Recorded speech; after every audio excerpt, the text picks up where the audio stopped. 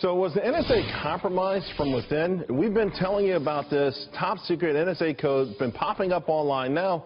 The shadow factory author James Bamford says he wouldn't be surprised if someone from the inside is responsible. James, are you saying there could be another Snowden? This is a serious accusation.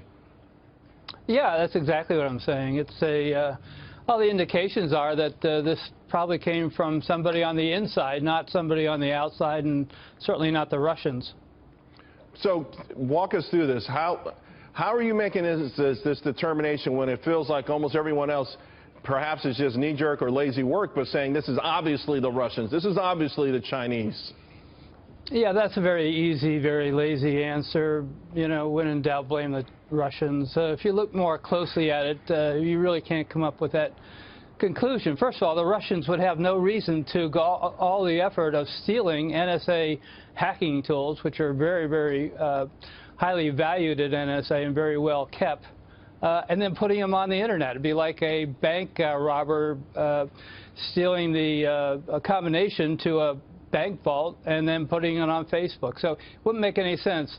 On the other side, on the inside, you have Edward Snowden, who walked out of there with 1.7 million pages of documents without NSA even knowing about it.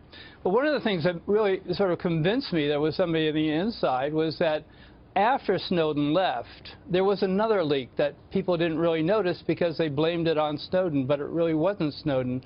It was the actual catalog to these tools, these hacking tools. Right. That was released later in 2013, and these are the tools. So whoever took the catalog after Snowden probably took the tools. What's their game plan, and what do they get out of this? I mean, particularly if they may still be part of the entity. I mean, they're taking a serious risk to continue to go to work, having made this enormous breach.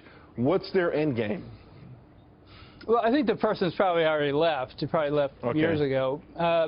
The tools were taken, but there's no reason for a publication to publish them. All they are ones and zeros. So I don't think they were used until now. I think they were used now largely for sort of hacktivist reasons or anti-Hillary Clinton, whatever, putting them up there.